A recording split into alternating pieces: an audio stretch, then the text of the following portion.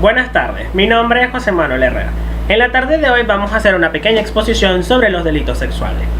En este caso vamos a hablar sobre la violación, que es un delito que consiste en tener relaciones sexuales con una persona sin su consentimiento o con un consentimiento obtenido mediante amenazas o violencia. Cabe destacar que en el título 8 del Código Penal venezolano vigente en los delitos contra las buenas costumbres y el buen orden de la familia, en el artículo 374 hace mención a este delito. Pero en este artículo se hace una mención específica, que es los medios por el cual se puede cometer una violación. Se especifica también que se puede hacer mediante objetos que simulen un objeto sexual y que sean introducidos por vía vaginal o vía anal, y en su defecto también por vía oral. La persona o el agresor que cometa este delito será castigado como imputado de violación. Ahora bien, del mismo modo podemos establecer que en el artículo 43 de la ley orgánica sobre el derecho de las mujeres a una vida libre de violencia se tipifica este delito tal cual como lo especifica el Código Penal. Ahora bien, ya que hacemos mención sobre las vías por el cual se puede cometer la violación, podemos decir entonces que la violación vaginal es aquella que se produce por la introducción de algún objeto o de algún objeto que simule un objeto sexual, o simplemente con la introducción de los dedos o de un miembro viril. En este caso, para este caso en particular, el agresor tiene que ser un hombre, aunque puede ser totalmente indiferente también, si se aplica mediante los objetos, por supuesto. En el caso de la violación anal sucede en el mismo caso planteado anteriormente. Pero ¿qué pasa? Que aquí el agresor no necesariamente tiene que ser un hombre. Acá puede variar el agresor. Ahora bien, existen varios tipos de violaciones, pero podemos hacer mención de tres tipos de violaciones. En este caso tenemos en primer lugar la violación que se cometen de manera intrafamiliar, que es cuando se comete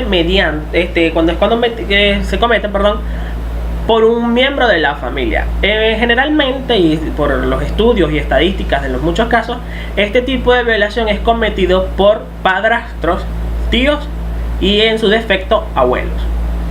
Otro tipo de violación son las violaciones inducidas, que es cuando por medio de un intermediario se le insista a la persona a base de mentiras y la persona caiga y sea violada en su defecto. Y las violaciones que son de manera inconsciente, que es cuando la persona se encuentra en un estado de embriaguez, como por ejemplo, o en un estado de drogadicción, que no tenga ni conocimiento ni sentido común y no sepa tampoco lo que hace.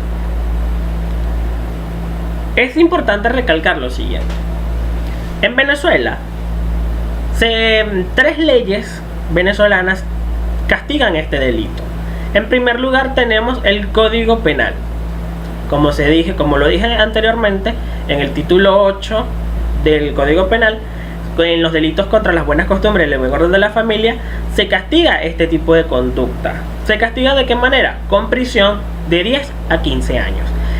Es igual en el caso de la ley orgánica sobre el derecho de las mujeres a una vida libre de violencia, donde también se castiga con prisión de 10 a 15 años. Pero cuando se trata de un adolescente, la ley que interviene acá es la Ley Orgánica para la Protección del Niño, Niña y Adolescente. Acá necesariamente la víctima tiene que ser un niño, y también se puede dar el caso de que el agresor sea un niño, niña o un adolescente. Pero esta ley castiga que la prisión va a ser de 15 a 20 años.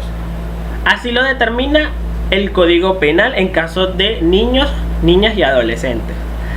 Sin embargo, la Ley Orgánica para la Protección del Niño, Niña y Adolescente, en su artículo 518, determina la responsabilidad que tiene el adolescente en materia penal.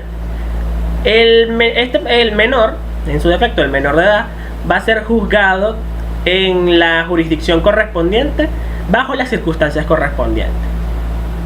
Ahora bien, ustedes se preguntarán qué pasa o cómo se da el análisis médico forense. O sea, ¿cómo hace el médico forense para determinar que hay una violación? Desde el punto de vista de la medicina legal, el médico forense determina si hubo o no hubo violación al examinar los orificios naturales, que es por donde en general se produce la violación. Acá se dan muchas o diferentes teorías, ya que en el caso de que sean por los orificios vaginales, se tiene que comprobar que de manera inmediata o perfectamente que haya sido o el miembro viril que haya sido el que haya ocasionado la penetración, o cualquier objeto que simule un objeto sexual. Cabe destacar que en este caso no hace falta la existencia de una eyaculación. Hay exámenes que determinan ciertas características que dan como resultado la violación efectiva que tuvo la víctima. Y esto, por supuesto, se da la mano con lo que es la defloración. Entonces, ¿qué es la defloración? La defloración es la ruptura o el desgarro del himen, que ocurre en el primer coito o simplemente cuando ocurre la violación. Pero, ¿qué es un himen? El himen es una membrana que en general ocluye parcialmente la vagina de la mujer. Este himen se puede inflamar o puede presentar varios síntomas dependiendo de los lapsos o el tiempo que haya ocurrido la violación.